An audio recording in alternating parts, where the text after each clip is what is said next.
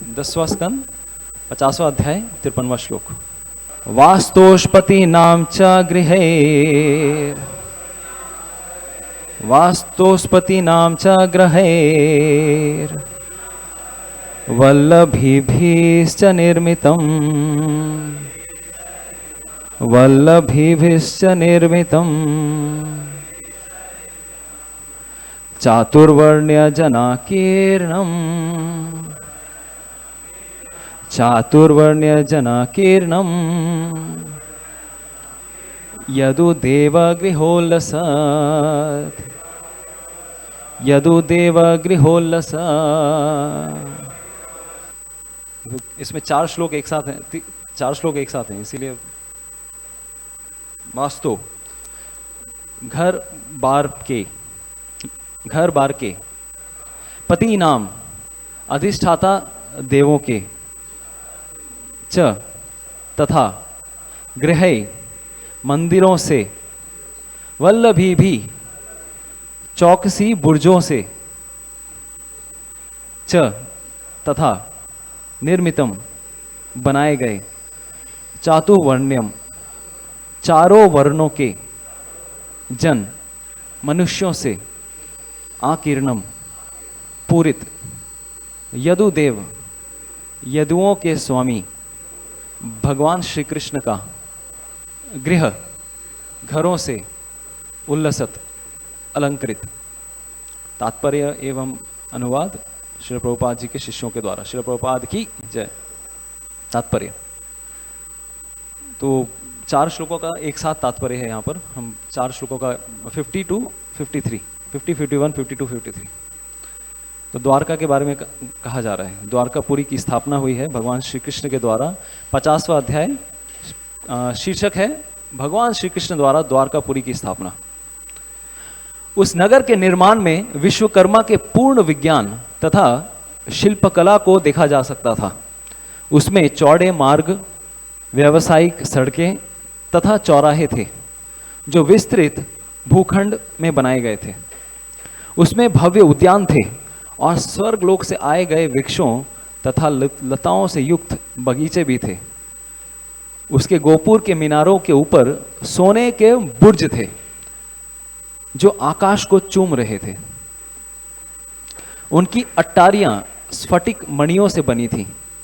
सोने से आच्छादित घरों के सामने का भाग सुनहरे घड़ों से सजाया गया था और उनकी छतें रत्न जड़ित थीं तथा फर्श में बहुमूल्य पन्ना मणि जड़े थे। घरों के पास ही कोषागार, भंडार तथा आकर्षक घोड़ों के अस्तबल थे जो चांदी तथा पीतल के बने हुए थे। प्रत्येक आवास में एक चौकसी बुर्जी थी और घरेलू अर्चा विग्रह के लिए मंदिर था।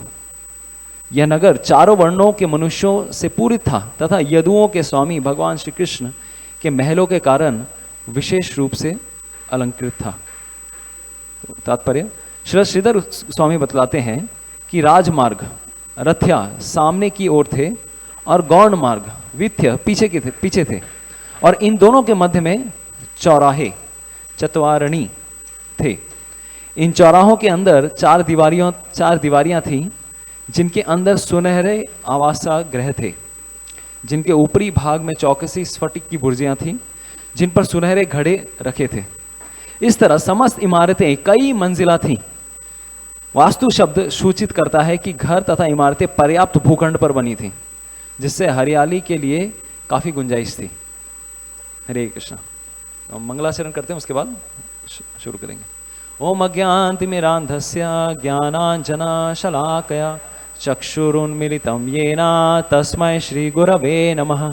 श्रीचैतन्यमनोभीष्टं स्थापितं येन भूतले स्वयं रूप कदा मह्यं ददाति स्वपदान्तिकं।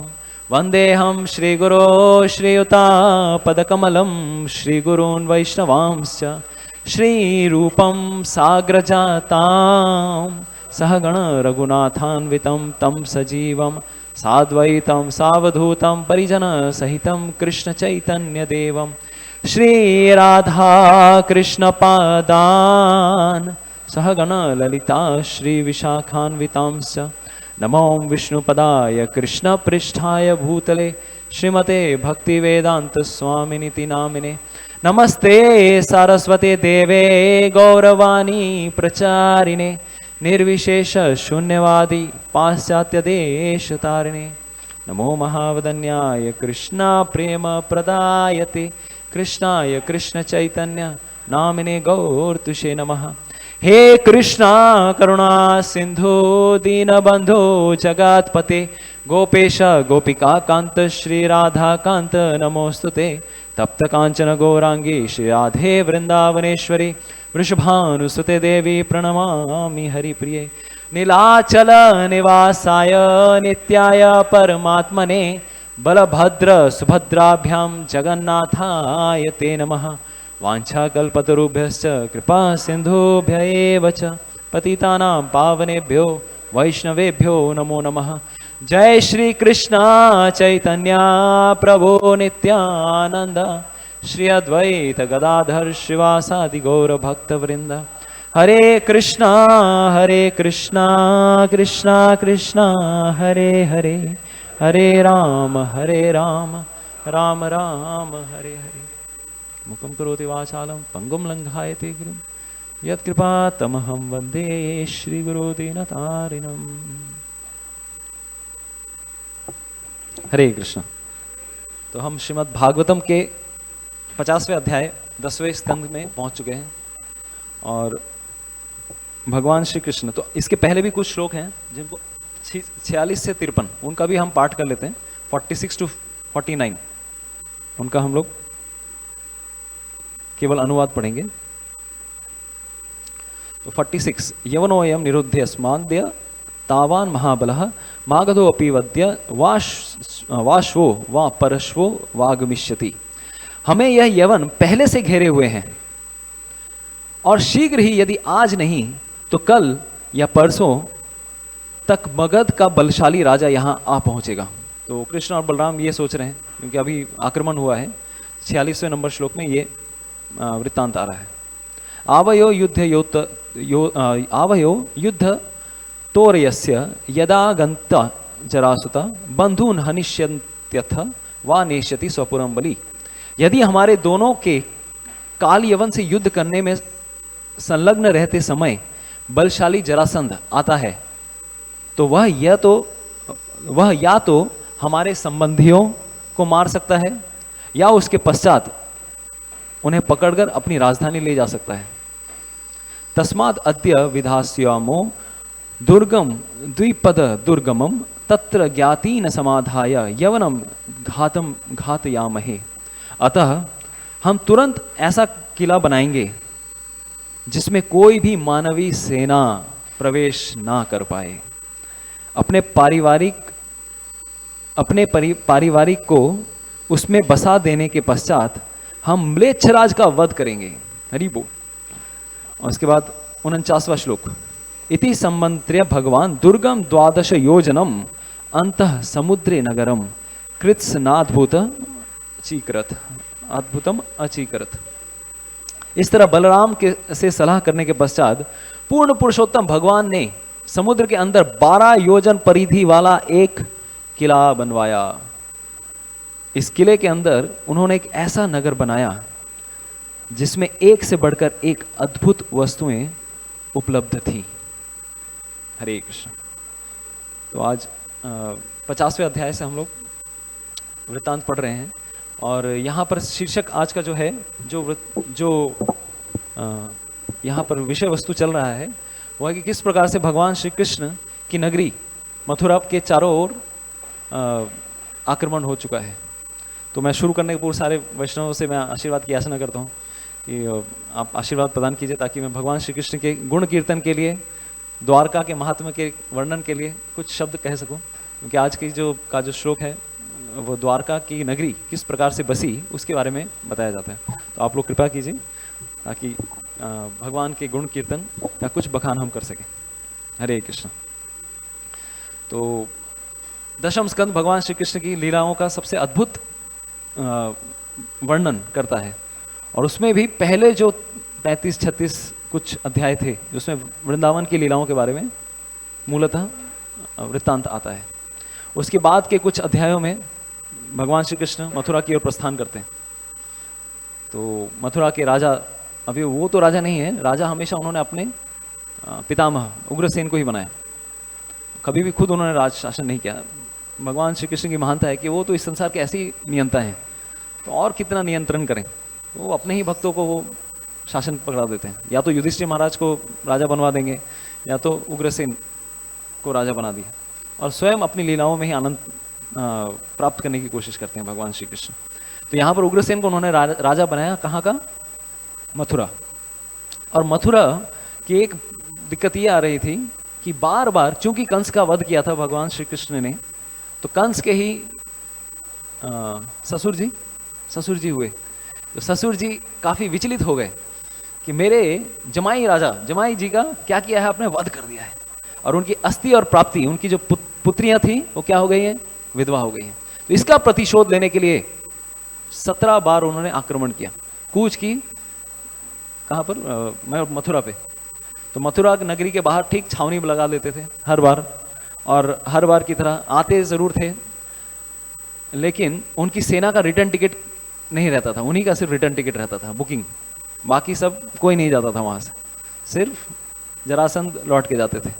तो भगवान श्री कृष्ण ने एक अच्छा अवसर सोचा कि किस प्रकार से ये व्यक्ति मेरे ही काम करके दे रहा है, तो इसको तो अवार्ड देना चाहिए, बार बार मेरा ही काम कर रहा है, मेरे ही लोगों को वापस, जिनको मैं मारना चाहता हूँ, आसुरिक लोगों को जिनका मैं संहार करना चाहता हूँ, मेरा मथुरा में रहते हुए सब कार्य हो जा रहा है।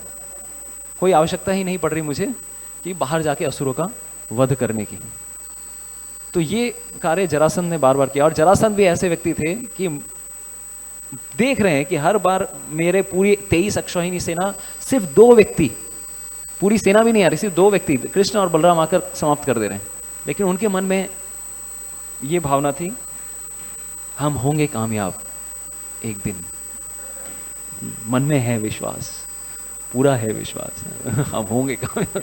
तो हमारी इच्छा ये है कि वो इतना सोचिए, मतलब हम लोग कुछ अगर रहते हैं, एक एग्जाम फेल हो जाते हैं तो बोलते क्या होगा, फिर से एग्जाम दें, ट्रिपल ई का एग्जाम रहता है, नीट पीजी का एग्जाम रहता है, कुछ भी रहता है, हम मायूस हो जाते हैं।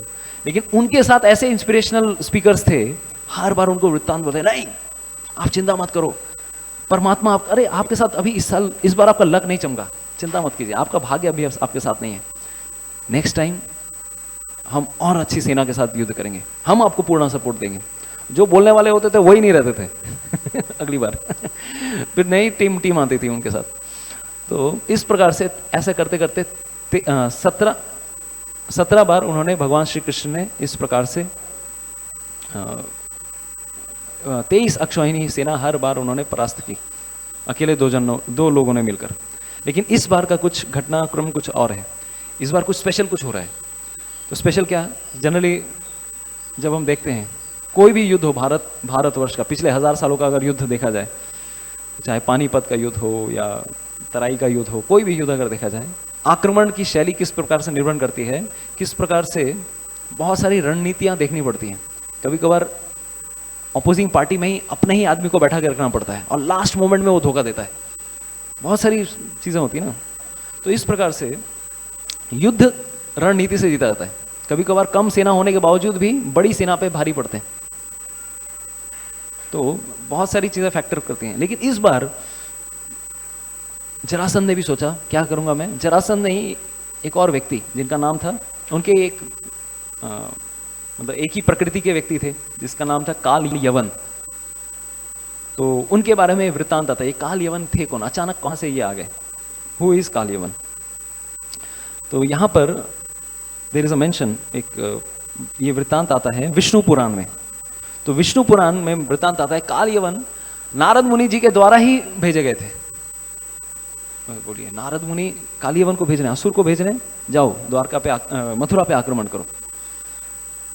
तो नारद मुनि, एक्चुअली बात क्या हुई थी, तो ये उनके जन्म की लीला बताई जाती है। तो गर्ग मुनि, उनके एक पुत्र हुए जिनका नाम था गर्ग्य। गर्ग मुनि के पुत्र का नाम क्या? गर्ग्य। अभी एक समय की बात है, गर्ग जी के जो साले वहां से थे, साले साहब, ब्रदर इन लॉ, तो उन्होंने एक दिन उनका मजाक उड़ाया। क्या कहकर? कि आप तो नपुंसक हैं, ऐसा उन्होंने ऐसी बड़ी बात कह दी कि you are like a eunuch, और उनको बहुत ठेस पहुंची, मुझे ऐसे कैसे कह सकते हैं। और उस समय कुछ यादव कुल के कुछ राजागण भी वहाँ पर, मतलब यदु कुल के राजा लोग भी वहाँ पर थे, यदुवंशी, तो वो लोग हंसने लगे ऐसे। इसलिए देखिए, कभी भी किसी का जब मजाक हो रहा होता है, डिपेंड करता है हम कौन से स्थान पर, किस स्थान पर हम लोग हैं। अगर वो स्थान पे हमारा, अगर उस व्यक्ति के साथ अच्छा संपर्क है, संबंध है, तो वो व्यक्ति जनरली बुरा नहीं मानेगा, क्योंकि उसको पता है, वो ही नोज माई फ्रीक्वेंसी। लेकिन एक सीमा के बाद वो भी कभी कभार भारी पड़ सकता है। लेकिन यहाँ पर यादव गण जो थे, उनकी उस प्रकार की डीलिंग्स तो नहीं थी गर्गे के साथ। तो गर्गे को बहुत दुख हुआ कि ये यादव लोग मुझ पे हंस रहे हैं, तो इसका मैं क्या करूँगा, प्रतिशोध लूँगा। सीधे जाते हैं बाहर, क्योंकि यदुवंशियों के साथ युद्ध लड़ना कोई आसान बात नहीं थी। तो इनको परास्त करना है, इनको अगर मुझे क्या बोलते हैं, मजा चखाना है, तो मैं शिव जी की तपस्या करूँगा।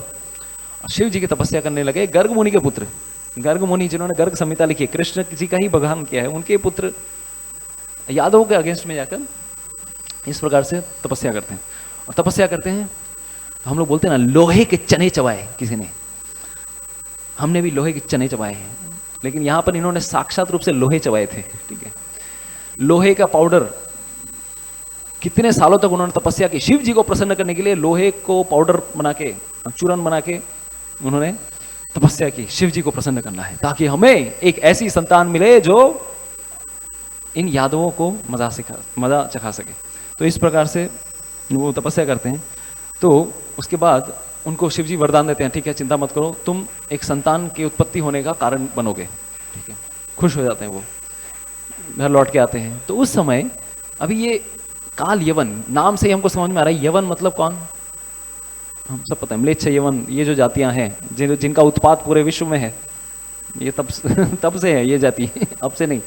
तो इनके ओरिजिन के बारे में मेंशन आ रहा है, कहाँ पे ये इनका ओरिजिन हुआ, या उस समय भी ये जातियां थी। तो ये जाति के समय से ये सब जातियां हैं भारत के बाहर। किराट हुनांद पुलिंद पुलकशा अभीर शुंभा यवना कसाद्या ये ने च पापा यदपाश्रयाशय तस्मय सुभद्र शव से नमो नमः प्रभवंती विष्णवे नमः। तो यहाँ पर एक राजा थे, यवनों के राजा थे, ऑलरेडी एक राजा थे जिनको कोई संतान उत्पत्ति नहीं हो रही थी। तो पहले के समय में कभी कभार ऐसा सिस्टम होता था, नियोग का सिस्टम होता था, जब अगर संतान उत्पत्ति नहीं होती है तो किसी ऋषि मुनि के द्वारा भी संतान उत्पन्न की जा सकती है, या देवताओं को आमंत्रण किया जा सकता है, जैसा कि युधिष्ठिर महाराज ने किया कुंती देवी माद्री। तो यहाँ पर इनका नियोग के द्वारा उत्पन्न होता है एक संतान। उस यवन राज की पत्नी के गर्भ में इनकी एक संतान उत्पत्ति होती है, जो कि शिव जी की तरह ही एकदम भयानक थे, बहुत ही खूंखार थे। तो इतने डरावने थे कि पूरा सब कोई उनसे डरते थे। तो नारद मुनि से एक दिन वो जब बड़े हुए, वो बालक बड़े हुए, बड़े होने के बाद नारद मुनि से पूछते हैं, इस संसार में कोई है जो मेरा सामना कर सकता है, जिसके साथ में एकदम थोड़ा कष्ट, मतलब मैं थोड़ी प्रैक्टिस कर सकता हूँ, जो जिसके साथ मुझे युद्ध करने में थोड़ा आनंद आएगा। तो बोलते हैं हाँ, नारद मुनि बताते हैं बिल्कुल है। अरे आपको पता नहीं, इसी संसार में यदुवंशियों के समान और कोई नहीं, उनके पास जाइए, आक्रमण कीजिए, कूच कीजिए वहां जाकर और विजय प्राप्त कीजिए। तो नारद मुनि ने ही उसको उकसाया था, हाँ चलो अभी कोई तो कंपटीटर मिला। वहां जाते हैं और ठीक कूच करते हैं, वहां पर चारों ओर से मथुरा नगरी को घेर देते हैं। तो मथुरा नगरी में ऑलरेडी 17 बार खून खराबा हो गया है। इस बार 2 तरफ से युद्ध होने वाला था। पहला आक्रमण करने वाले कौन, काल यवन, एक तरफ से एक और उन्होंने संभाला। और उसी समय भगवान श्री कृष्ण, ये कुछ जो श्लोक हैं उस श्लोकों में ये वर्णन आ रहा है, भगवान श्री कृष्ण और बलराम, तो उनके मन में ये विचार चल रहा है कि भाई देखो बलराम जी, अरे ये तो इस साइड से अटैक कर रहे हैं, आज नहीं तो कल नहीं तो परसों की बात है, 2-3 दिन के अंदर दूसरी तरफ से भी आक्रमण होने वाला है जरासंध की तरफ से। तो इससे पहले हम लोगों ने दोनों ने मिलकर जरासंध को संभाल लिया, लेकिन इस बार दोनों तरफ से आक्रमण हो रहा है। तो कहीं ऐसा ना हो जरासंध दूसरी ओर से आक्रमण करेगा, हम इससे युद्ध करेंगे और कहीं हमारे ही सगे संबंधियों को वो बंदी ना बना ले। अभी सोचिए, भगवान श्री कृष्ण और बलराम अकेले ही काफी हैं पूरी सेना को संभालने के लिए, और यहां पर भगवान श्री कृष्ण कैसी बात सोच रहे हैं। भगवान होने के बावजूद भगवान श्री कृष्ण अपने आप सोच रहे, अरे भाई अगर दोनों तरफ से आक्रमण होगा तो कैसे संभालेंगे। अरे ये दोनों अकेले अकेले संभाल सकते हैं, दोनों डायमेंशन नहीं संभाल सकते। एक इधर करे वो एक उधर, जहां से आएगा आएंगे, कोई दिक्कत नहीं। लेकिन भगवान के मन में ऐसा विचार आ रहा है। तो भगवान के किस को समझना इस संसार में बहुत ही कठिन है। कुंती देवी क्या कहती हैं? कुंती देवी प्रार्थना करती हैं, माया जवनी का छन्नम अज्ञा अधोक्षज अव्ययम न लक्ष्य से मूढ़ दृशा नटो नाट्य धरो यथा। भगवान श्री कृष्ण किस प्रकार से हैं, डीलिंग्स ऐसे करते हैं कि सामान्य मनुष्य जैसे, लेकिन मनुष्य नहीं है। ऐसे असुर गण वो भी अपने आप को क्या समझने लगते हैं कि ये तो मनुष्य ही है, 2 हाथ पैर वाला, 4 भुजाएं भी नहीं इनके अंदर, हमारी तरह का ही व्यक्ति है। और उनको अपनी तरह समझकर वो गलत फहमी कर बैठते हैं, भगवान को अपने तरह समझने बैठते हैं। तो यही है ईर्ष्या का मूल कारण। इस संसार में हम भी अपने आप को छोटे मोटे भगवान समझ रहे हैं। We are also thinking, we are also minute controllers in our field. छोटी छोटी हम लोग भी चीज़ें कंट्रोल कर रहे हैं। लेकिन जब भगवान की बात आती है, जो सामान्यतः जीव भगवान से भी ईर्ष्या करते हैं, क्योंकि सबसे बड़ा कंट्रोल उनके पास है। और कंट्रोलरशिप की ही क्या है, यहाँ पर कंट्रोलरशिप की ही बात चल रही है कि सबसे बड़े जो ईश्वर हैं उनसे ही हमारी सबसे बड़ी ईर्ष्या है। तो माया जवनी का अच्छनम, भगवान श्री कृष्ण हमेशा अपने आप को माया के पर्दों से ढक के रखते हैं। उनको समझना मुश्किल है, बहुत ही मुश्किल है। केवल और केवल एकमात्र चीज है, वो है भक्ति। यह जितो जितोपि तैः त्रिलोक्यम। भगवान श्री कृष्ण को भक्ति के मार्ग से ही समझा जा सकता है। तो 9वें अध्याय के, भगवद गीता के 9वें अध्याय के प्रथम श्लोक में भगवान श्री कृष्ण कहते हैं, अनुसूयवे, जो व्यक्ति अनुसूय हैं, जो कि ईर्ष्या नहीं रखते हैं, और ईर्ष्या दूसरे जीवों के प्रति भी, भगवान के प्रति भी है। और इस संसार में दूसरे जीवों के प्रति ईर्ष्या इसीलिए है क्योंकि हम भगवान के प्रति ईर्ष्या करते हैं, और भगवान के ही अंश बाकी जीव हैं, उनसे भी हम ईर्ष्या करते हैं, आपस में ही ईर्ष्या करने लगते हैं। कभी कभार हम भक्त के बीच में ईर्ष्या करते हैं। मैं खुद अपने जीवन की बात करूं, कभी कभार हम लोग भाई कोई और अच्छा प्रचार कर रहे हैं, हम ईर्ष्या करते हैं, अरे भाई उसका है, हमारा कुछ नहीं। तो हर एक व्यक्ति, ईर्ष्या का भी विषय वस्तु क्या होता है।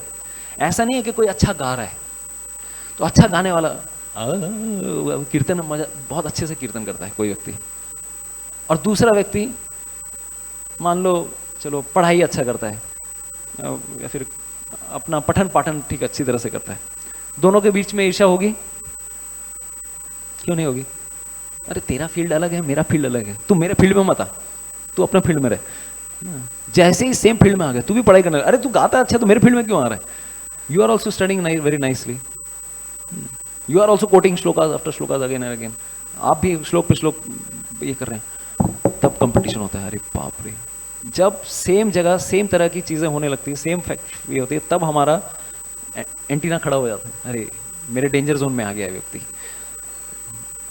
मेरा क्या होगा, इस तरह की चीजें। तो यहां पर भी अधिपत्य की लड़ाई है। ये लोग क्यों भगवान श्री कृष्ण के पास आ रहे हैं? क्योंकि इनके पास कंट्रोलरशिप है। अरे कोई इनको हरा ही नहीं सकता, ऐसा कैसे हो सकता है? मैं भी कुछ हूं, इस संसार में युद्ध क्यों हो रहे हैं? कंट्रोलरशिप की लड़ाई। कोई कितना अतिक्रमण कर सकता है, कोई किसी और के व्यक्ति के ऊपर कितना ज्यादा कंट्रोल कर सकता है, वर्चस्व का परचम झंडा गाड़ सकता है, यही इस संसार में चल रहा है। इसीलिए ये देश उस देश पे आक्रमण कर रहे हैं, वो देश इस देश पे आक्रमण कर रहे हैं, यही चीज चल रही है। वस्तुओं के ऊपर, रिसोर्स के ऊपर लड़ाई चल रही है। क्यों? क्योंकि मेरे पास कितना ज्यादा रिसोर्सेस रहेगा। तो अंततः अगर देखा जाए, वस्तुतः देखा जाए, ये सब कृष्ण से हम विमुख होकर रखे हैं। भगवान श्री कृष्ण के आधिपत्य को जब हम नहीं स्वीकार करेंगे कि भगवान श्री कृष्ण परम नियंता है, परम स्वामी है, उनके अंदर में रहकर हमें क्या करना है? अपना कोटा जो है उसे स्वीकार करना है। ईशोपनिषद का श्लोक आता है कि ईशावास्यम इदम सर्वम यत् किंचाम जगत्याम जगत तेन त्यक्तेन भुंजिता मां कृता कस्य सुधनम। अपनी सीमा में रहकर हम जिस चीज में बेस्ट हैं उसी को डेवलप करने की कोशिश करें और अच्छा करने की कोशिश करें। लेकिन कोई और व्यक्ति भी अगर बेस्ट हो सकता है, हमें क्या देखना है? एटलीस्ट थ्योरेटिकली हम अगर समझने की कोशिश करें, मन से भी अगर सोचने की कोशिश, कृष्ण ने उनको भी शक्ति दी है, उनको भी बल दिया है, तो भगवान श्री कृष्ण ही देने वाले हैं, तो उस व्यक्ति को भी दिया है, हमें भी दे रहे हैं। जितनी सीमा हमें दी है उतनी पैर पसारिए जितनी लंबी सौर। हिंदी में कहावत है कि जितना हमारे भगवान ने हमें शक्ति दी है उतना ही हमें, उसी को हमें भगवान श्री कृष्ण की सेवा में लगाना है। तो यहाँ पर ईर्ष्या के कारण ये व्यक्ति काल यवन आक्रमण करके बैठे हैं। तो इसी कारण नारद मुनि के कहने पर वो आके आक्रमण कर देते हैं। और दूसरी ओर से भगवान श्री कृष्ण इस प्रकार से सोचते हैं कि अच्छा अभी बहुत हो गया, हम लोगों ने मथुरा, क्योंकि मथुरा को रक्षा करने के लिए ये बार बार ये लोग आक्रमण करते रहते हैं, तो इसीलिए हमें लगता है कि नया घर बनाना चाहिए, कहीं और घर बसाएंगे हम। कहाँ बसाएं? यहाँ पर काफी आक्रमण हो रहे हैं। बहुत बार हम देखते हैं, जैसे हम लोग जयपुर जाते हैं, जयपुर के राजा जय सिंह, उनका भी काफी बड़ा इतिहास रहा है कि उन्होंने भगवान श्री कृष्ण के लिए पूरी की पूरी नगरी बसा दी। पूरी नगरी सिर्फ भगवान श्री कृष्ण के विग्रहों, एक विग्रह के लिए, वो है श्री श्री राधा गोविंद। तो पहले उनका किला था कहाँ? आमेर में, पहाड़ी के ऊपर। वहाँ पे मान सिंह ने भी, मतलब मान सिंह के समय से वहाँ पर शासन चला आ रहा था। लेकिन एक समय की बात है जब औरंगजेब जय सिंह के साथ काफ़ी मित्रता थी, बहुत अच्छे संबंध थे, क्योंकि मुगलों के समय से आमेर के जो राजा थे हमेशा उन्होंने मैत्री का भाव रखा है, कभी भी दुश्मनी नहीं रखी। लेकिन मेवाड़ की तरफ से हमेशा दुश्मनी रहती थी, चित्तौड़गढ़ और ये सब नहीं, हम किसी के अंडर में नहीं रहेंगे।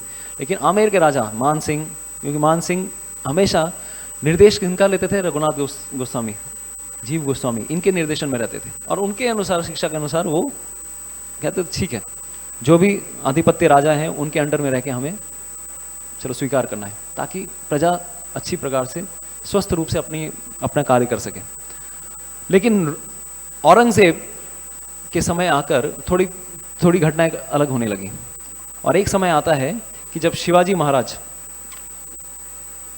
काफ़ी औरंगजेब की नाक में दम करके रखा था शिवाजी महाराज ने, तो शिवाजी महाराज से बात करने के लिए मान सिंह का वो एक तरह से हेल्प लेते हैं, जय सिंह जी का हेल्प लेते हैं। और जय सिंह ने एक तरह से मिलवाने के लिए आगरा के किले में एक मीटिंग बुलाई। तो मीटिंग बुलाने के बाद औरंगजेब तो अपने स्वभाव से पूर्ण रूप से मतलब व्याकुल, उसमें वो मतलब उनका स्वभाव कब क्या होगा कुछ समझना मुश्किल है। वहीं पर वो बंदी बना लेते हैं। और एक तरह से मान सिंह के मन में भी, जय सिंह के मन में भी ये था कि अरे मेरे कारण, क्योंकि मैंने उनको मीटिंग में बुलाया, तो शिवाजी महाराज बंदी बन गए आगरा के किले में। तो अभी क्या कर सकते हैं, क्या किया जाए कि क्योंकि मैं क्षत्रिय हूँ, कुछ तो मेरी वाणी का कुछ तो मोल होगा कि शिवाजी महाराज को क्या लग रहा होगा, मैंने बोला था कि कुछ नहीं होगा, मैं प्रोटेक्शन दूंगा। तो कहीं कहीं पर यह वृत्तांत आता है कि शिवाजी महाराज को उस किले से निकलने के लिए जय सिंह ने कुछ हेल्प की। वो मिठाई के डब्बे में वो निकले, वो और उनके पुत्र दोनों वहां से भाग निकले। तो ये इसका बदला लेने के लिए, क्योंकि उनको समझ में आया कि शायद जय सिंह ने हमारे साथ धोखा किया है, तो उसका प्रतिशोध लेने के लिए और शिवाजी महाराज से प्रतिशोध लेने के लिए उसके बाद उसने इस प्रकार से भारतवर्ष में, उत्तर भारत में त्राहिमाम करना शुरू कर दिया कि हम कल्पना भी नहीं कर सकते। सारे भारत में जितने भी उत्तर भारत में मंदिर थे, मथुरा में सोने का मंदिर था, जो अगर मेंशन आता है देयर वर 3 स्पायर्स, जिस प्रकार से आज वहाँ पे मस्जिद है उसी तरह के सोने से पूरे एकदम मंदिर थे वहाँ पर, एक बड़ा मंदिर था। उसको उसने तोड़ने के लिए पूरी सेना भेज दी। ये 16वीं शताब्दी की बात है।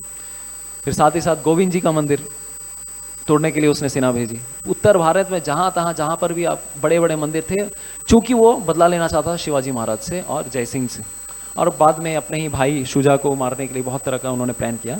अंततोगत्वा बाद में ऐसी स्थिति हो गई कि पूरे वृंदावन में भगवान श्री कृष्ण के विग्रहों की सेवा करना भी मुश्किल हो गया। तो उस समय सारे भक्तों ने मिलकर निर्णय किया कि भगवान के विग्रहों को धीरे धीरे हम वृंदावन से लेकर जाएंगे राजपूतों के यहाँ, क्योंकि वहीं पे ये सुरक्षित रह सकते हैं। तो अंडरग्राउंड भगवान श्री कृष्ण जा रहे थे। तो 1670 में जो यात्रा शुरू हुई, पहुँचते पहुँचते 34 साल लग गए।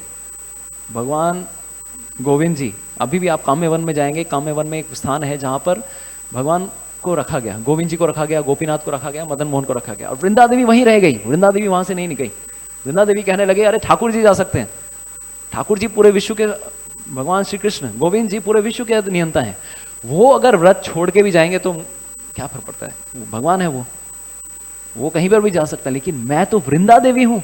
वो वृंदा देवी का विग्रह वज्रनाभ द्वारा बनाया गया है, और रूप गोस्वामी ने ही उसकी खोज की थी ब्रह्म सरोवर के पास में, ठीक गोमती टीला के पास में, जहाँ पर गोविंद जी का मंदिर हुआ करता था। तो उस स्थान पर उन्होंने, वृंदा देवी कहती है मैं यह स्थान नहीं छोड़ के जाऊंगी, ठाकुर जी जाएं। तो वृंदा देवी को मूव करना मुश्किल हो गया, गोविंद जी वहाँ से निकल गए, लेकिन किसी तरह से बचते बचाते हुए किसी के घर पे रहते थे, कभी कभी कहीं और रहते थे, ऐसे करते करते 34 साल हो गए, लेकिन भगवान के लिए कोई भी एक अच्छा मंदिर नहीं था। तो जय सिंह को, अभी जय सिंह भी भगवान के भक्त थे, एक समय वृंदावन में पहुंचे, और वृंदावन में पास में एक स्थान है जहाँ पर जय सिंह का रहने का एक स्थान था, छोटा किला टाइप का है, ठीक जिस स्थान राधा दामोदर मंदिर के आजू बाजू में, यमुना के पास में। तो वो अपने निवास स्थान में बैठे थे, रेस्ट कर रहे थे। तो उस एक रात्रि को गोविंद जी स्वप्न में आते और कहने लगते हैं कि हे जय सिंह, मैं वृंदावन का स्वामी हूँ, मैं इस पूरे जगत का स्वामी हूँ, और मेरे रहने के लिए कोई ठौर ठिकाना नहीं है। मैं रिफ्यूजी बन के हर किसी के घर पे जा रहा हूँ, कभी इधर जा रहा हूँ, उधर जा रहा हूँ, कभी मैं बुलक कॉट मतलब बैलगाड़ी में, कभी मुझे इधर से उधर ट्रांसपोर्ट कर रहे हैं, और तुम यहाँ पर आराम से वृंदावन में मजे से सो रहे हो, रेस्ट कर रहे हो। अरे मेरे लिए कुछ करो, कोई तो मंदिर बनाओ। तब जय सिंह को लगता है कुछ तो मैं बहुत बड़ी गलती कर दी मैंने, भगवान श्री कृष्ण के लिए कुछ तो करना चाहिए। तब उन्होंने विचार किया, तो मुझे ये नगरी बसानी है। तो उन्होंने आमेर में, उनकी ऑलरेडी नगरी थी, लेकिन भगवान श्री गोविंद जी के लिए एक पूरी की पूरी नगरी बसाई। कौन सा धाम? जयपुर। हमारे जयपुर वाले भक्त भी हैं यहाँ पर कुछ, आ गए संजीव को। तो जयपुर को बसाया। तो जयपुर के केंद्र में रखा किनको? भगवान जी गोविंद जी को। और जब तक जयपुर की नगरी बनी नहीं थी, 1717 से ऑलमोस्ट 1728 2328 के करीब बीच में 12-13 वर्ष लगे पूरी पिंक सिटी को बनने के लिए। बाहरी दीवार, अंदर की दीवार, अंदर सब कुछ बने। अपना किला ऐसा बनाया कि भगवान के दर्शन हर दिन कर सके, ऐसा उन्होंने शहर बनाया।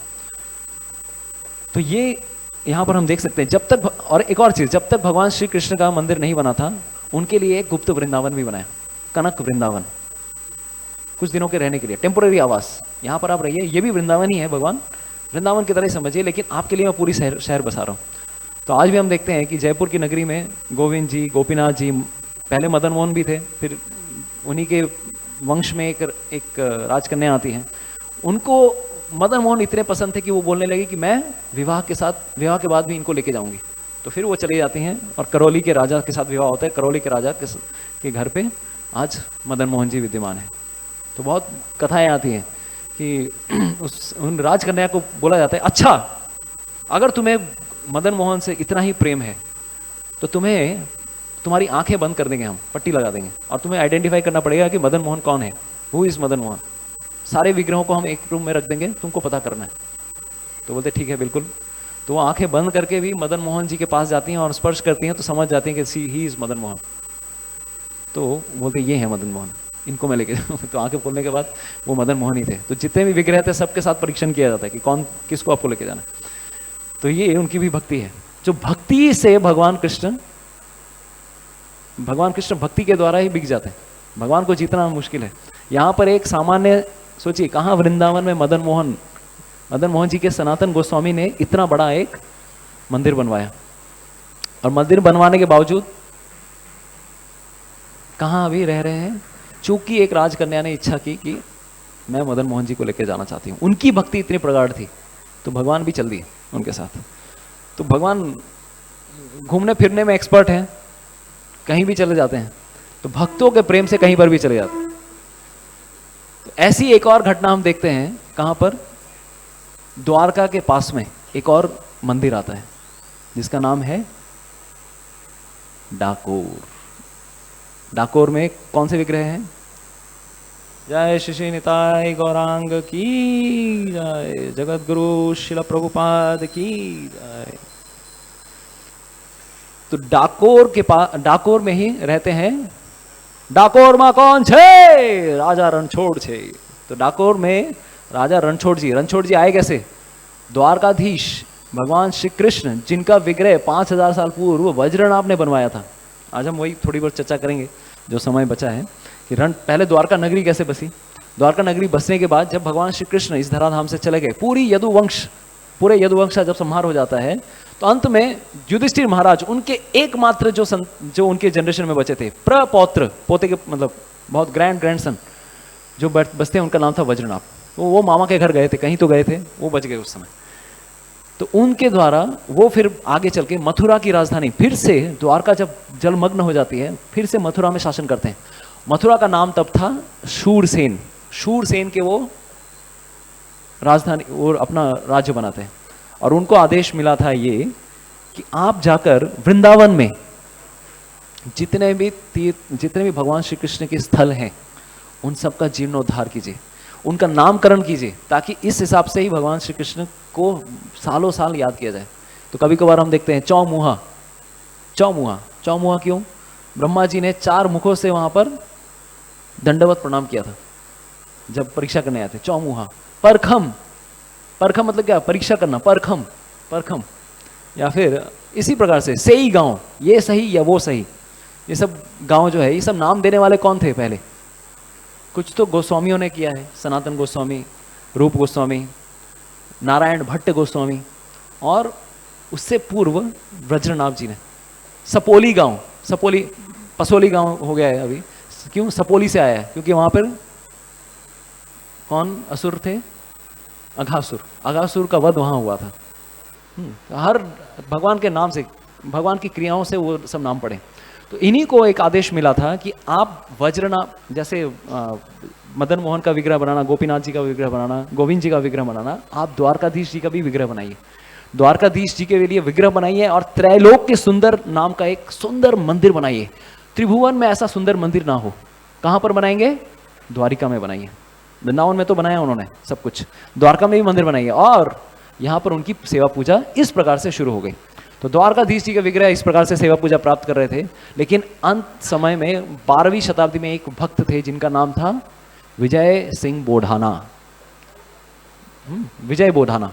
तो ये जो भक्त थे, इतने भगवान कृष्ण के भक्त थे। डाकोर, अहमदाबाद के पास में स्थान आता है डाकोर, वहां से हर साल भगवान श्री द्वारकाधीश जी के दर्शन करने के लिए सर के ऊपर तुलसी का एक पौधा लेकर जाते थे, तुलसी महारानी को लेकर जाते थे। तुलसी महारानी लेकर 500 किलोमीटर ट्रैवल करते थे और फिर भगवान द्वारकाधीश जी के दर्शन करके लौटते थे। लेकिन एक समय आता है कि भाई आयु हो गई है, कैसे मैं अब जाऊं दर्शन करने के लिए। तब भगवान बोलते हैं इस बार जाओ, नेक्स्ट टाइम एक बैलगाड़ी लेके आना, मैं तुम्हारे साथ जाऊंगा। सच में? हाँ, मैं भी तुम्हारे साथ जाने वाला हूँ। तो नेक्स्ट टाइम वो आते हैं, बैलगाड़ी लेकर आते हैं, और सबको कहते भी हैं, पुजारियों को, कि इस बार मैं लेके जाने वाला हूँ। क्या बात कर रहे हैं? नहीं नहीं नहीं, ऐसा नहीं हो सकता। अरे भगवान कभी जाएंगे किसी के साथ? भगवान द्वारकाधीश हैं, द्वारका छोड़ के नहीं जाने वाले भगवान। लेकिन भगवान भक्त की भक्ति के साथ कुछ भी अपने नाम को भी चेंज कर सकते हैं।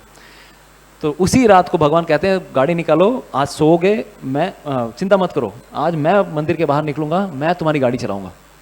तो पूरी रात भर भगवान बैलगाड़ी चलाते हैं, चलाते चलाते चलाते ओवरनाइट एक्सप्रेस उड़ उड़ के वो आता है 500 किलोमीटर। नेक्स्ट दिन मॉर्निंग में पहुंचता है। बोढ़ाना सो रहे थे पीछे और भगवान गाड़ी चला रहे थे। ठीक डाकोर के 4 किलोमीटर 5 किलोमीटर पहले एक स्थान आता है जहां पर भगवान श्री कृष्ण सुबह सुबह उठाते हैं, ओ बुधाना उठ जाओ, बुधाना उठ जाओ। उठने के बाद थोड़ा मुझे ब्रश व्रश कराओ, द्वारकाधीश मंदिर में मेरा ब्रश व्रश भी सब कराते थे। वो अच्छा अच्छा, हाँ ठीक है ब्रश कराता हूँ। तो जिस नीम के पेड़ के नीचे वो ब्रश कराने के लिए बैठे, उस नीम के पेड़ से उन्होंने दातुन निकाली और भगवान को ब्रश कराया। आज भी अगर उस स्थान पर जाएंगे, उस नीम के पेड़ का पूरा पेड़ ही, वो कड़वाहट नहीं है उस पेड़ में, थोड़ा उसमें कसैलापन है। नीम का जो कसैलापन, वो जो थोड़ा बहुत अलग टेस्ट रहता है वो है, लेकिन कड़वा नहीं है। वो पत्ते खा खा के आप सुने नहीं, कुछ तो प्रॉब्लम है इस पेड़ में, कुछ तो प्रॉब्लम है। It is not bitter at all. तो भगवान श्री कृष्ण ने वहाँ पर 12वीं शताब्दी में वहाँ पर दातुन किया था। उसके बाद बोलते हैं कि चलो अब इस स्थान से, जैसे ही साक्षी गोपाल की कहानी है, साक्षी गोपाल भी भगवान की भक्ति के कारण भगवान कहीं भी चले जाते हैं। वृंदावन छोड़ के चले जाते कहाँ? आंध्र प्रदेश, फिर आंध्र प्रदेश से कटक, कटक से फिर पुरी के पास में साक्षी गोपाल। अब यहाँ पर भी हम देख रहे हैं भगवान कृष्ण अपना नाम तक बदलने के लिए द्वारकाधीश बन गए रण छोड़ राय। अब यहाँ पे रण छोड़ राय आज हो रही है घटना। रण भूमि छोड़ने के बाद वो भागे। भगवान श्री कृष्ण ही ऐसे भगवान हैं जो कुछ अगर ऐसा कार्य भी करें, जो इस संसार में निंदनीय है, लेकिन वो निंदनीय कार्य होने के बाद चूंकि भगवान श्री कृष्ण कर रहे हैं, उसी से उनका नाम फेमस हो जाता है। माखन चोर, रण छोड़, डाकोर मां कौन छे, राजा रण छोड़ छे, वहां पे स्लोगन है। कोई भी आएगा वहां पे ये जरूर बोलेगा। तो रण छोड़ नाम वहां से आया कि द्वारकापुरी छोड़कर भगवान यहाँ आए और यहाँ पर वो सेवा पूजा ग्रहण करने लगे। उसके बाद बोढ़ाना बैलगाड़ी लेकर जाते हैं और सारे गांव वालों को बोलते हैं द्वारकाधीश जी आ गए। फिर बाद में घटनाक्रम में आता है कि द्वारका के सारे पंडित लोग वहाँ आते हैं, पंडे लोग आते हैं, बोलते हैं अरे आप द्वारकाधीश हैं, मंदिर छोड़ के आ गए, मंदिर में कौन आएगा, कौन दक्षिणा देगा हमें, कोई पूजा ही करने नहीं आया। अभी पंडों का अलग हिसाब किताब है। भगवान बोल रहे अरे तुम अब दक्षिणा की तुम्हें पड़ी है, ठीक है चिंता मत करो, तुम्हारी दक्षिणा के मैं हिसाब कर देता हूँ। 6 महीने बाद 9 महीने बाद एक कुंड है वहाँ पर, सावित्री कुंड, सम कुंड इज देयर। उस कुंड से या कोई कुंड है, उस कुंड में से मेरा एक विग्रह हूबहू जेरॉक्स कॉपी वो वहां निकलेगा। मैं तो यहाँ रहने वाला हूँ, मैं नहीं जाने वाला, मेरा भक्त यहाँ बुला कर लेकर आए, मैं स्थान चेंज नहीं करूंगा, लेकिन वहां पर तुमको 9 महीने बाद मेरा ही विग्रह तुमको मिलेगा। उनको तुम उद्धार करना वहां से और मंदिर में स्थापित कर देना। अभी पंडे लोगों को आश्वासन, वहाँ पे बहुत बड़ी घटना घटती है। डाकोर में बहुत सारी चीज़ें होती है, वो तो हम समय नहीं है, लेकिन बाद में पंडे लोगों को उतना विश्वास नहीं था। अच्छा सच में भगवान आएंगे कि नहीं आएंगे। तो उन्होंने क्या किया, 9 महीने से पहले 6 महीने में ही खुदाई कर दी, वहाँ पे निकाल दिया, और सच में भगवान थे वहाँ पर।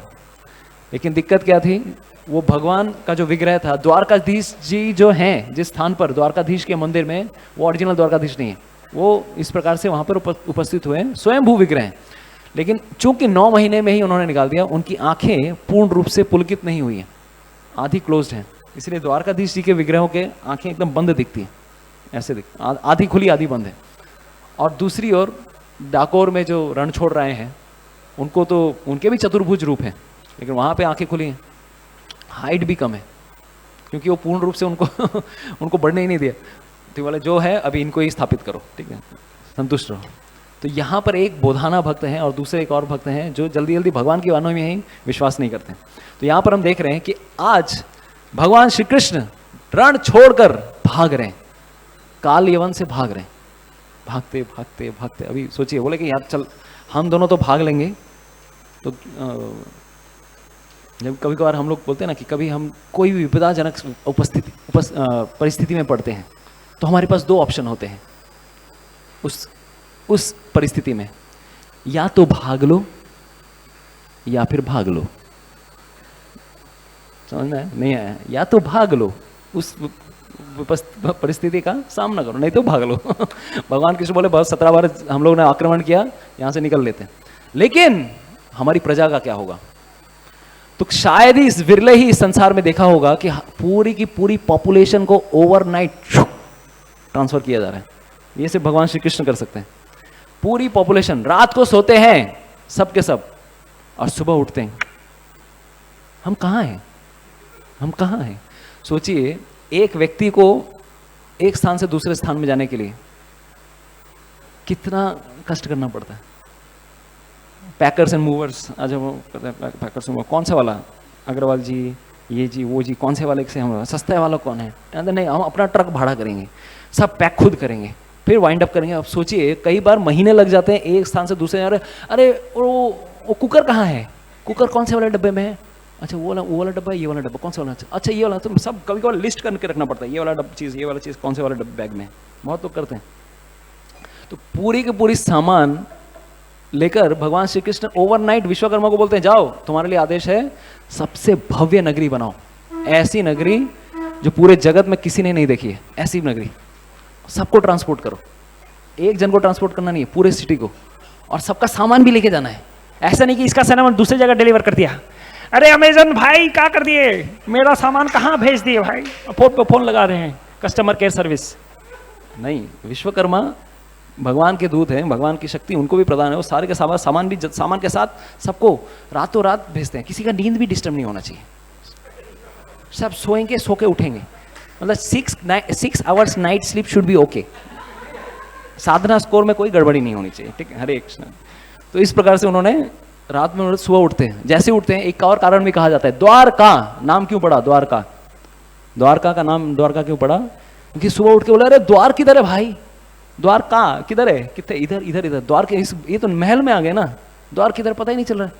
तो द्वार का एक कारण ये भी है। दूसरा कारण है कि द्वारका का नाम द्वारका क्यों पड़ा, क्योंकि द्वार का मतलब है द्वार और का मतलब ब्रह्म, वो स्थान जो पर ब्रह्म की ओर हमें भेजे, भगवान की ओर मुक्ति प्रदान करे, ऐसा धाम उसे कहा जाता है द्वारका। ये भी एक कारण है। ऑफ कोर्स भगवान का नित्य धाम गोलोक वृंदावन, गोलोक मथुरा, द्वारका भी है, तो उस जगह से ये तो वहीं से आ रहे हैं, ये भी एक कारण है। तो इस संसार में 7 पुरियां हैं जो कि मोक्ष प्रदायिनी है। बताया है किसी को what are the 7 puris which can give us mukti, क्या क्या स्थान है? हाँ, अयोध्या, देन मथुरा, काशी और बनारस और हरिद्वार, हाँ, और उज्जैन, कांची, मथुरा साउथ इंडिया में भी है, सब नॉर्थ इंडिया में डाल देंगे, साउथ इंडिया वाले क्या करेंगे, उनको भी तो चाहिए, कांची और द्वारिका, हरिद्वार, द्वारिका, यस। तो इस प्रकार से ये 7 स्थान हैं। 7 पुरियों को पहले से ही बोला गया है मोक्षपुरी। जैसे भगवान श्री कृष्ण क्या करते हैं, 4 धाम मेन धाम है हमारे लिए, north, east, west, south. North में जाके क्या करते हैं, भगवान को जब इच्छा होती है मैं तपस्या करूंगा, तो नर नारायण ऋषि के रूप में बद्रीनाथ में तपस्या करते हैं। भगवान को जब इच्छा होती है भोजन करेंगे, प्रसाद खाएंगे अच्छे से, भोग, तो कहाँ जाते हैं, पूर्व में जाते हैं, जगन्नाथपुरी। भगवान को जब इच्छा होती है कि हम थोड़ा रेस्ट करेंगे अच्छे से, कहाँ रेस्ट करेंगे, रामेश्वरम, दक्षिण भारत में। और भगवान को जब इच्छा होती है कि हम राज करेंगे, राजनीति करेंगे, तो कौन से स्थान में जाते हैं, द्वारिका। तो ये स्थान, ये 4 स्थान है इस संसार में जो हमें, और 4 धाम भी प्रमुख हैं। तो इसके पहले, द्वारिका के पहले भी ऐसे घटना घटी कि द्वारका पहले से ऐसे नहीं कि भगवान ने पहली बार द्वारका बसाई, समुद्र में द्वारका पहले भी बसी थी। वो कैसे बसी थी, तो शर्याती नाम के एक राजा हुए थे, जिनके एक पुत्र हुए जिनका नाम था आनर्त। 9वें स्कंद में ये कहानी आती है, आनर्त। तो आनर्त को एक दिन अचानक ऐसा हुआ कि भगवान, उनके पिताजी बोलते हैं, जाओ, तुम्हें मेरे राज्य में कोई स्थान नहीं मिलेगा, जाओ, तुम मेरे राज्य में कहीं पर भी नहीं रह सकते, तुम मेरी बात नहीं मानते, निकलो यहां से, निकलो। लो, पूरे जम्बू द्वीप में, पूरे भारतवर्ष में उन्हीं का राज्य था, शर्याती का। तो उन्होंने आदेश दिया, तुम मेरे राज्य वाले स्थान में नहीं रह सकते, तो कहाँ रहोगे, वेयर आई शुड स्टे। तो वो क्या किए, वो समुद्र में गए, सौराष्ट्र के पास में समुद्र में गए, वहाँ पे एक टापू में तपस्या करने लगे, क्योंकि वो आपके किंगडम में नहीं है, this is not in your land, this is in ocean, वहाँ पे हम तपस्या करेंगे। विष्णु जी की तपस्या की उन्होंने, और विष्णु जी को तपस्या करके विष्णु को प्रसन्न किया, और उन्होंने उस समय विष्णु उनको एक स्थान दिया। ये स्थान से उनके नाम से फेमस हुआ, जिसका नाम पड़ा आनर्त देश, आनर्त प्रदेश। तो आनर्त प्रदेश इस प्रकार से प्रकट हुआ, पहले से ही ये स्थान आता है, आइलैंड।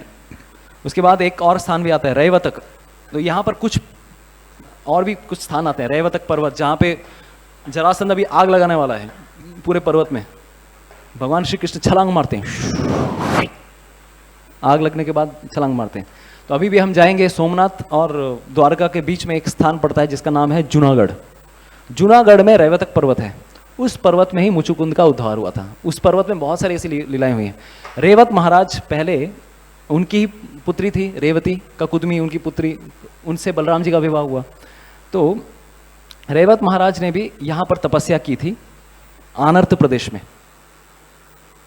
कहाँ पर, शर्याती के पुत्र आनर्त, इस स्थान पर उन्होंने तपस्या की थी, कुश घास बिछाकर तपस्या की थी।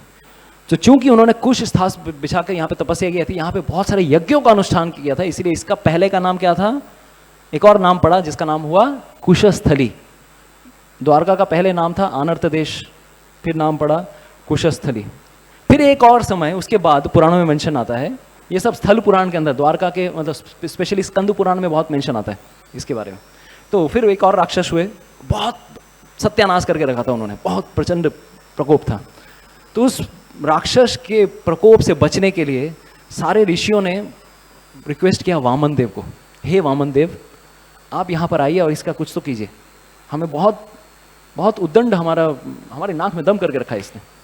तो वामन देव ने उनके साथ, बलि महाराज जहाँ पर उपस्थित थे, वामन देव वहाँ पर आते हैं, बलि महाराज के साथ उनके द्वारपाल बन के थे, वो वहाँ पर आते हैं और युद्ध करते हैं। लेकिन युद्ध में ये राक्षस पराजित नहीं हो रहा था, एक तरफ पराजित नहीं हो रहा है। तो लास्ट में उन्होंने क्या किया, उस राक्षस को गाड़ दिया, नीचे गाड़ दिया, और गाड़ने के बाद एक शिवजी का जो लिंग था वो उसके ऊपर रख दिया। और इस राक्षस ने भी प्रार्थना की, हे वामन देव, मेरी एक इच्छा है। क्या इच्छा? जैसे आप देखते हैं कि आप गया में जाएंगे, गया में गयासुर है, अभी भी है वहाँ पे, भगवान श्री विष्णु ने पैर रखा है। तो विष्णु जब तक वहाँ पर कोई ना कोई आकर पिंडदान करेगा, विष्णु को पिंड अर्पण करेगा, तब तक वो राक्षस वहाँ पे रेस्ट करेगा। जब पिंडदान बंद हो जाएगा वो राक्षस फिर बाहर आएगा, ठीक है। ऑफ कोर्स ये राक्षस भी एक तरह से भक्ति ही है। तो यहाँ पर भी इस राक्षस ने भी क्या किया, तो गयासुर की तरह यहाँ पर भी ये बोलते हैं, मेरी एक प्रार्थना है, मेरे सर के ऊपर आपने शिव जी को रख दिया है, मेरी एक प्रार्थना है, अगर कोई द्वारिका आता है, और ये क्योंकि कुश स्थान पर ये रखा था इसीलिए इनका नाम पड़ा, शिव जी का नाम पड़ा कुशेश्वर महादेव। अगर कोई कुशेश्वर महादेव का दर्शन नहीं करता है तो उसको सिर्फ आधा ही फल मिलेगा द्वारिका की परिक्रमा करने का, द्वारका में आने का आधा ही फल मिलेगा। इसलिए द्वारका जाने से कुशेश्वर महादेव कैंपस के, टेम्पल कैंपस के अंदर ही है, ज़्यादा दूर नहीं है। अभी भी आप जाएंगे थोड़ा नीचे की ओर है द्वारकाधीश मंदिर के कैंपस में, तो उन्होंने वहाँ पर ये की, ठीक है। तो इस स्थान के बारे में बहुत सारे मेंशंस हैं, बहुत सारे ये आते हैं कि पहले इस स्थान का क्या क्या नाम था। चक्रतीर्थ नाम से फेमस है, कुशस्थली, आनर्त देश, ओखा मंडल, ये सब नाम से ये स्थान उपस्थित है। और भगवान श्री कृष्ण ने ऐसी नगरी बनाई, देखने में ये नाव की तरह थी, चारों तरफ खाई थी, ऐसे ऐसे रोड थे कल्पना भी नहीं कर सकते हैं, हाईवे थे, देयर वर 16 हाईवेज,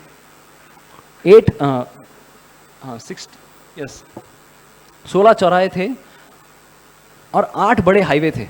भगवान श्री कृष्ण के पास खुद की अपनी नेवी थी, इसीलिए कोई नेवल फोर्स कोई आक्रमण नहीं कर सकता। समुद्र से जीतना द्वारका को मुश्किल है, इसीलिए शाल्व ने क्या किया, शाल्व ने एयरफोर्स लेके आया, ऊपर से अटैक करूंगा। तो ये सब मेंशन आता है। ऐसे ऐसे दरवाजे थे, भगवान ने दरवाजे बनाए, दरवाजा अगर कोई अगर आता भी है दरवाजे के पास में, समझ ही नहीं पाएगा यहाँ पे दरवाजा है, दिखता ही नहीं है दरवाजा, तो उसको बोलना खुल जाओ सिम सिम, एनीवेज कुछ पासवर्ड था, पासवर्ड प्रोटेक्टेड, पासवर्ड देगा तभी खुलेगा। सारे द्वारकावासियों के पास एक ना एक मुद्रा रहती थी, कि महाभारत में मेंशन आता है कि हर एक को एक सिटीजनशिप कैरी करने के लिए एक आपको आई कार्ड दिया जाएगा, वो आई कार्ड आपको कैरी करना है। तो द्वारका की खुदाई में राव जी जिन्होंने खुदाई की, उनको वो भी मिला है कि किस प्रकार से भगवान हमको शो करना चाहते हैं कि है यहाँ पर कुछ तो था, चिंता मत करो, ज़्यादा हमें शास्त्रों पे विश्वास होना चाहिए। तो इस प्रकार से भगवान ने स्वर्णिम नगरी बनाई, सारे मंजिलों के ऊपर मल्टीप्लेक्सेस, बड़े बड़े बहुत मंजिला की इमारतें थी, और सब इमारतों के ऊपर सोने चांदी के गुंबद हुआ करते थे। तो ये इस प्रकार से हम देख रहे हैं कि भगवान श्री कृष्ण की शक्ति है, तो समुद्र में भी क्या कर सकते हैं, समुद्र से उन्होंने मांगा मुझे जमीन दो, और वो समुद्र देव जो पहले अवतार में बोले नहीं दूंगा, आ ही नहीं रहे थे। 3 दिन तक राम जी को वेटिंग लिस्ट में डाला उन्होंने, वेटिंग पीरियड। इस बार बोले जैसे ही हो गए, बस जैसे ही उनको आदेश मिला बोले आपके लिए वस्तुत है। लेकिन विश्वकर्मा को बोलिए यहाँ पर ये स्थान बनाने के लिए, तो फिर विश्वकर्मा ने पूरी रात पर, उसका परिधि भी आती है कि 12 योजन, आज हमने श्लोक में पढ़ा 12 योजन यानी कि 144 स्क्वायर किलोमीटर्स में फैला हुआ था। और उसमें भगवान श्री कृष्ण की स्वयं की नगरी थी, सारी रानियों के लिए अलग अलग प्रवास बना के रखे थे। 12 योजन में अपना ही किला, अपना जो ये था वो 6 किलोमीटर बाई 6 किलोमीटर, आधा योजन उनका घर था। उसमें फिर और भी बहुत सारे मंदिर थे। उस स्थान का नाम आता है बैजू पर्वत। आज जो हम द्वारका देखते हैं, एक द्वारका तो अभी भी जमीन पे है, दूसरी द्वारका जो बेट द्वारका है वो जमीन में डूब गई है। उसका कुछ अंश अभी भी दिखता है, जहाँ पर द्वारकाधीश, वहाँ पर भी एक द्वारकाधीश का विग्रह है, वो थोड़ा सा ही दिखता है, मैक्सिमम तो डूब गया है। तो वहाँ पर उस जो ऊंचा वाला स्थान है उसको कहा जाता है बैजू पर्वत। उस स्थान पर भगवान श्री कृष्ण का स्वयं का निवास स्थान था। राधा रानी के लिए उन्होंने एक मंदिर बनाया था। ये सब निवास ये आता है स्कंद पुराण में। राधा रानी के लिए एक मंदिर बनाया था, शस्त्रागार था, एक पर्वत था जहाँ पर सुदर्शन को रखा था, उन्होंने एम्यूनिशंस रखा था, सब कुछ रखा था। तो ऐसा भव्य भगवान ने मंदिर बनाया, सारी रानियों के लिए अलग अलग मंदिर, अलग अलग महल, 8 प्रोमिनेंट महल इस प्रकार से भगवान बनाते हैं सबके लिए। तो ये सिर्फ भगवान ही कर सकते हैं। खुद के लिए भी घर बनाए, और 9 लाख महल थे। There were 9 lakh golden palaces in Dwarka, so many palaces. तो this is the greatness of Lord Krishna that he only can do. तो इस प्रकार से भगवान की इस प्रकार की दिव्य लीलाओं से हम अगर हमारा मन भगवान श्री कृष्ण के प्रति आकर्षित होता है, तो यही कारण है भगवान कृष्ण का इस धराधाम में आने का। ऐसी ऐसी अद्भुत अद्भुत लीला करते हैं ताकि मन हमेशा भगवान की ओर रहे। हरे कृष्णा।